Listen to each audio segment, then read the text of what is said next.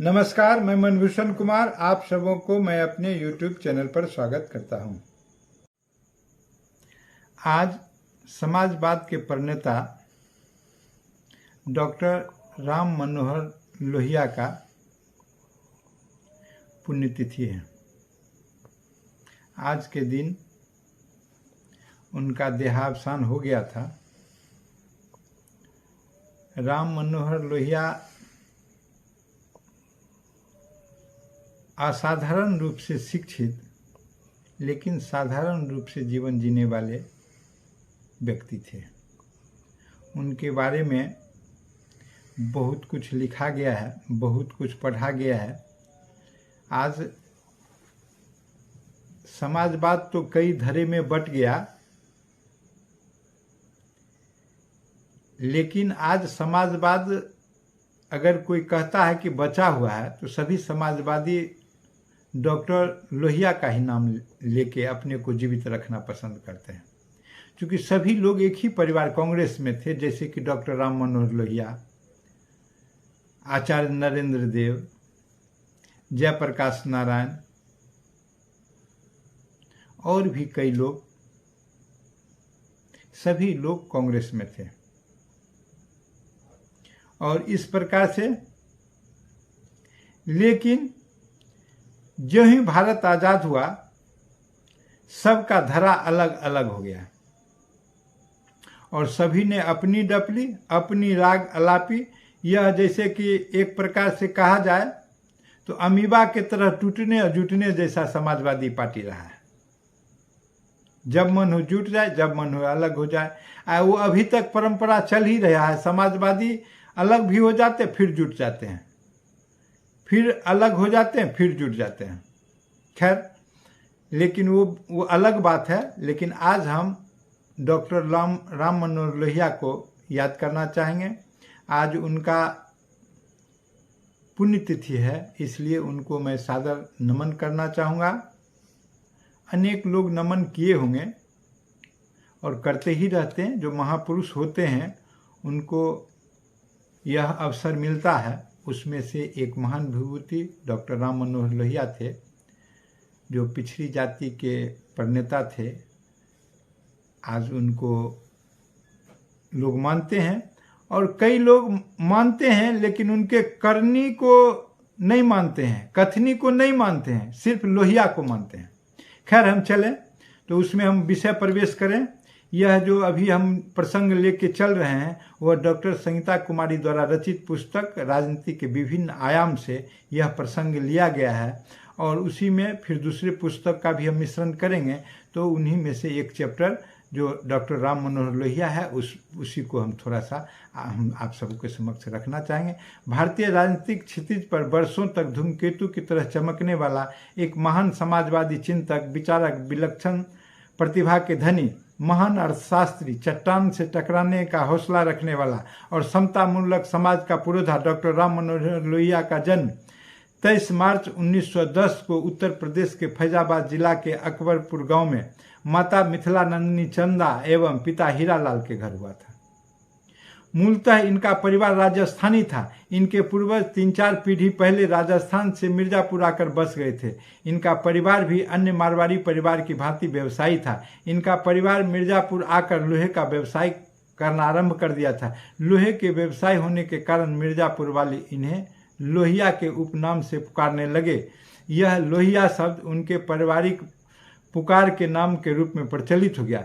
मिर्जापुर में इन लोगों का परिवार काफ़ी बड़ा हो गया था, किंतु न जाने क्यों अब शगुन बस इनके परिवार के लोगों का असमय निधन काफ़ी संख्या में होने लगे। धर्म सहिष्णु इस मारवाड़ी परिवार के मृत्यु के कारण निवास स्थान को अशुभ माना गया और डॉक्टर साहब के दादाजी शिवनारायण लोहिया ने अपना निवास स्थान परिवर्तित कर अकबरपुर चले गए। अकबरपुर में भी असमय मृत्यु ने इन लोगों का पीछा नहीं छोड़ा और शिवनारायण जी के 4 पुत्र में हीरालाल अकेले बचे। राम मनोहर लोहिया अपने माता पिता के इकलौते पुत्र थे। लोहिया परिवार में तब तक एक तरह से वज्रपात और वज्रघात हुआ और जब इनकी माता ने 2.5 वर्ष की अवस्था में इनको छोड़कर स्वर्गवासी हो गई। राम मनोहर लोहिया के देखरेख करने वाली दादी भी 10 वर्ष की अवस्था में इनको छोड़कर चल बसी। तब हीरालाल ने अपने पुत्र का लालन पालन स्वयं करने का निर्णय किया।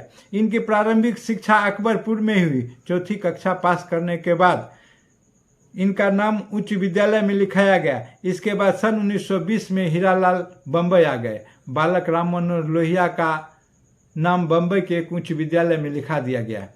बम्बई आकर राम मनोहर लोहिया देश की राजनीति में परिलक्षित हो गए और तिलक के निधन इसी वर्ष हुआ था।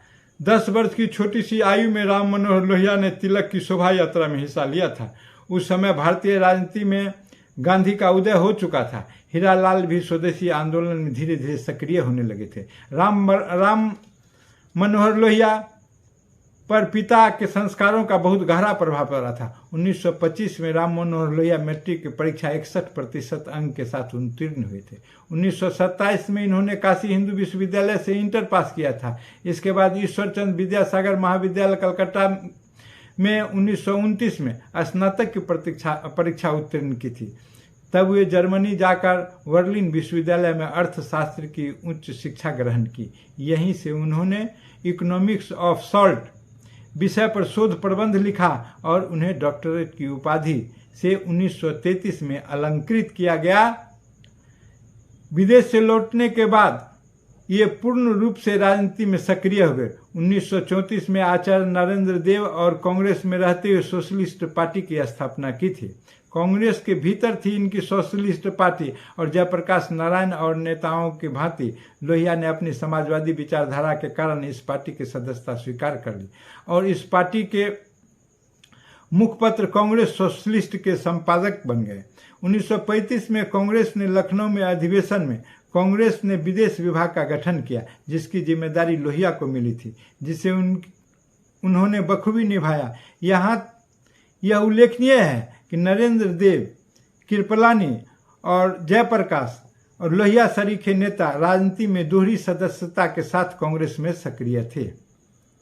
प्रथमतः वे कांग्रेस के सदस्य थे और आगे चलकर समाजवादी पार्टी की स्थापना के उपरांत दोनों दल के सदस्य भारत की आज़ादी के बाद तक बने रहे। द्वितीय विश्व युद्ध में भारत की विदेश नीति क्या हो, इस मुद्दे पर लोहिया का कांग्रेस के में रहते हुए भी नेहरू के साथ गंभीर मतभेद थे। 7 जून 1940 को युद्ध विरोधी प्रचार के लिए युद्ध काल में दूसरी बार इनकी गिरफ्तारी 2 साल हुई और 2 साल की सजा सुनाई गई। बाद में सजा कम कर 1.5 वर्ष में इनको रिहा कर दिया गया। 8 अगस्त 1942 को मुंबई के अखिल भारतीय कांग्रेस समिति के अधिवेशन में भारत छोड़ो प्रस्ताव रखते समय प्रतिनिधि होने के नाते लोहिया उपस्थित हो अपने विचार रखे और 9 अगस्त 1942 को कांग्रेस के द्वारा भारत छोड़ो आंदोलन के प्रस्ताव पास होने से पहले ही लोहिया भूमिगत हो भारत छोड़ो आंदोलन में सक्रिय हो गए थे और इस प्रकार से लोहिया ने जो अलख जगाया, लोहिया ने जो कार्य किया, वह बिल्कुल लगातार चलता रहा और आंदोलन भी बढ़ता रहा है।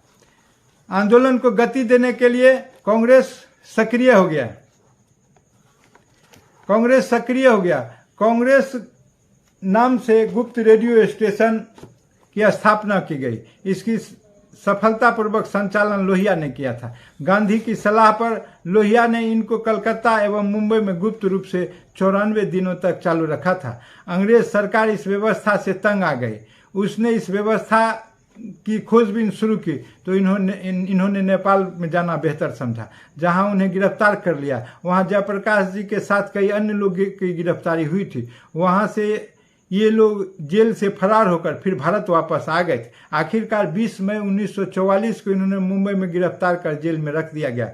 जेल में इन्हें असहनीय पीड़ा झेलनी पड़ी थी और इन्हें लगातार कई दिनों तक जगाए रखा गया, लेकिन इन्होंने अपने अमानुषिक व्यवहार पर विजय पा ली थी। बाद में जयप्रकाश नारायण भी गिरफ्तार कर लिए गए थे तथा इन लोगों को आरा जेल में डाल दिया गया था। अंततः 11 अप्रैल 1946 को अंग्रेजी सरकार ने लोहिया और जयप्रकाश दोनों को छोड़ दिया था। इसके बाद वो गोवा की आज़ादी के लिए संघर्ष किया। 26 जून 1946 को गांधी ने भी उन्हें इस कार्य के लिए समर्थन प्रदान किया था। इसके लिए 28 सितंबर 1946 से 8 अक्टूबर 1946 तक उन्हें गोवा जेल में रखा गया। गांधी जी के हस्तक्षेप पर गोवा सरकार ने उन्हें 9 अक्टूबर 1946 को छोड़ दिया। 1946 के पूर्व से ही समाजवादियों को कांग्रेसी रोड़ा मानने लगे, परंतु दोनों के बीच सेतु का काम गांधी करते थे।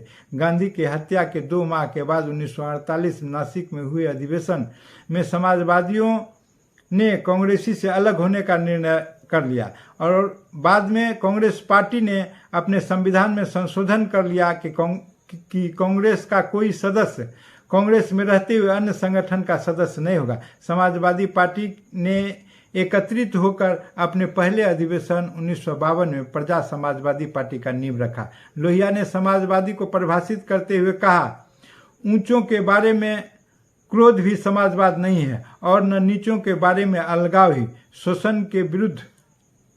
शोषण का विरोध में क्रोध और कनिष्ठों के प्रति करुणा का नाम समाजवाद है। लोहिया ने कहा कि हमारे मंत्रियों के नाते रिश्तेदारों, बेटे दामादों, भाई भतीजों की मिल्कियत आज लाखों से बढ़कर करोड़ों की तादाद में हो गई है। यहाँ भी कहीं मंत्री परमिट, कोटा और लाइसेंस दे सकता है, वहाँ किसी के कंधे में मंत्री 2 पीढ़ियों तक के रिश्तेदार के प्रवेश तक पर रोक लगाई जाए। सबसे पहले हमें भ्रष्टाचारी की गंगोत्री को शुद्ध और स्वच्छ करना होगा। भ्रष्टाचार का उद्गम सत्ता की गंगोत्री से है। महात्मा गांधी युग की सादगी का था और नेहरू युग उपभोक्तावाद और विलासिता का युग है। ये कांग्रेस को राष्ट्रवाद के लिए खतरा और सांप्रदायिक के जननी मानते थे। इसी आधार पर उन्होंने 1967 में अनेक प्रदेशों में जनसंघ के साथ मिलकर सरकार बनाने का सहमति लिया। लेकिन यहाँ एक बात बहुत महत्वपूर्ण है, उत्तर प्रदेश में जो सरकार बनी जिसमें कि नानाजी देशमुख और पंडित दीनदयाल उपाध्याय जनसंघ से जुड़े जो नेता थे उनका हाथ था, लेकिन सबसे खतरनाक भूमिका के रूप में चौधरी चरण सिंह जो कांग्रेस के उस समय नेता थे, और उनको कांग्रेस ने 67 में जब मुख्यमंत्री नहीं बनाया, अपने 13 सदस्य को कांग्रेस से तोड़कर और विपक्षी दल के साथ मिलकर मात्र 13 सदस्य वाला व्यक्ति उत्तर प्रदेश जैसे बड़े राज्य का मुख्यमंत्री बन गया। और उनकी सरकार इस आधार पर चली नहीं, क्योंकि इधर से जनसंघ समर्थन दे रहा था, दूसरी तरफ से समाजवादी समर्थन दे रहे थे, उनके साथ वामपंथ भी था। लेकिन यह इस प्रकार से है, सिद्धांत विहीन एक जमघटों का एक वह संगठन बन गया था जिसका नेतृत्व चौधरी चरण सिंह कर रहे थे। कहने के लिए सभी अपने अपने धर्म का प्रतिनिधित्व करते थे, लेकिन सबों का स्वार्थ वहाँ के उस समय के राजनीति में मिला हुआ था। अब लोहिया का चुनाव की बारी आ गई। लोहिया प्रथम बार 1952 में, दूसरी बार 1957 में लोकसभा में चकिया चंदौली उत्तर प्रदेश से, और तीसरी बार 1962 में फूलपुर लोकसभा क्षेत्र उत्तर प्रदेश से पंडित नेहरू के खिलाफ लड़े और चुनाव हार गए थे। अर्थात लोहिया 3 बार चुनाव हार गए थे। अब समय यह आ गया था कि लोहिया चुनाव जीते। अब यह जो है 1963 का उपचुनाव फर्रुखाबाद से हो रहा था, और फर्रुखाबाद से 1963 के उपचुनाव को जीता और 1967 के कन्नौज लोकसभा निर्वाचन क्षेत्र उत्तर प्रदेश से विजय रहे। लेकिन यहाँ सबसे जो महत्वपूर्ण बात यह है, यह चुनाव किसके कीमत पर 1963 के उपचुनाव जीते? वह कोई स्वतंत्र रूप से नहीं, वह एक गठबंधन किया, वो जनसंघ के साथ भी था, अन्य छोटे दलों विपक्षी दलों के साथ भी था, जिसमें वामपंथ भी शामिल थे। और उस हिसाब से उन्होंने उस संगठन को के आधार पर एक संविध रूप से जब इलेक्शन प्रचार किया तो उसमें इनकी जीत हुई। लेकिन उसमें जो सबसे अधिक क्षति हुई वह था जनसंघ पार्टी का, क्योंकि जनसंघ पार्टी के जो उस समय के राष्ट्रीय अध्यक्ष थे वो डॉक्टर रघुवीर थे, और 1963 के चुनाव में, 1963 के उपचुनाव में भारतीय जनसंघ को अपना राष्ट्रीय अध्यक्ष रघुवीर की बलि देनी पड़ी थी। और बलि का कारण क्या था कि ये जौनपुर लोकसभा का प्रचार कर फर्रुखाबाद लोकसभा में समाजवादी उम्मीदवार डॉक्टर राम मनोहर लोहिया के क्षेत्र में प्रचार करने भारतीय जनसंघ की ओर से जा रहे थे। ये फर्रुखाबाद में कौन लड़ रहा था? तो डॉक्टर राम मनोहर लोहिया लड़ रहे थे। ये डॉक्टर रघुवीर जनसंघ के राष्ट्रीय अध्यक्ष थे और उसी क्रम में इनके प्रचार के लिए, लोहिया के प्रचार के लिए जा रहे थे। उसी क्रम में कानपुर से 18 किलोमीटर की दूरी में पर रोमा गांव के निकट 14 मई 1963 को कार दुर्घटना हो गई और वो कार जो दुर्घटना हुई उसी में डॉक्टर रघुवीर का देहावसान हो गया, वो उनका प्राण का अंत हो गया। और इस प्रकार से यह जो 1963 का उपचुनाव है, इसका कहानी ये संघनाभि से जनसंघ डॉक्टर संगीता कुमारी द्वारा रचित है। इसमें विस्तृत रूप से बताया गया है। यह पुस्तक है, इसमें इसका पूरा उद्धरण है, कहाँ कैसे चुनाव हुआ, इसी में से लेके हम आपको बताना चाह रहे हैं। इस प्रकार से देखें कि 1963 के चुनाव में जनसंघ के राष्ट्रीय अध्यक्ष की मृत्यु के कीमत पर फर्रुखाबाद से डॉक्टर राम मनोहर लोहिया का विजय हुआ था। सांसद के रूप में, अब देखिए, सांसद के रूप में अमेरिका के जैक्सन नगर पहुंचे थे। वहां पर गोरे काले का भेद को देखकर उन्हें बहुत दुख हुआ और यह 19 मई 1966 को जैक्सन के एक होटल में घुसते ही उन्हें गिरफ्तार कर लिया गया, क्योंकि वे एक काले व्यक्ति थे। इस खबर पर भारत में शीघ्र प्रतिक्रिया हुई और तब अमेरिका के विदेश मंत्री उनसे क्षमा मांगते हुए उन्हें रिहा कर दिया। वे छुआछूत और भेदभाव को अपने समाज के लिए घिनौनी जड़ मानते थे। जीवन पर्यंत दुखी लोगों को दुख दर्द को दूर करने के लिए सतत संघर्षरत रहे। अपने मूल्यों और सिद्धांतों के खातिर कभी उन्होंने झुकना नहीं सीखा। लोहिया 1966 में बीमार पड़ गए। बाद में पता चला कि उनकी गर्दन में एक भयंकर रोग है और 30 सितंबर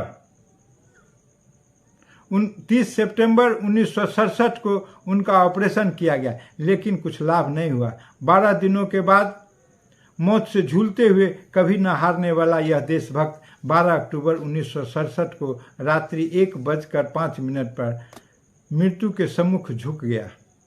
लोहिया हमारे बीच नहीं रहे, लेकिन इनके विचार आज भी हमें नई दिशा देते रहते हैं तथा चिरकाल तक हमें प्रकाश देते रहेंगे। डॉक्टर लोहिया अपने जीवन काल में अन्याय, पक्षपात, परिवारवाद, भाई भतीजावाद और छोटे बड़े के बीच व्यवस्था, वर्ण भेद के विरुद्ध लड़ते रहे। उनका कहना था, ये दुर्गुण वर्तमान राजनीतिक संस्कृति का हिस्सा बन चुके हैं।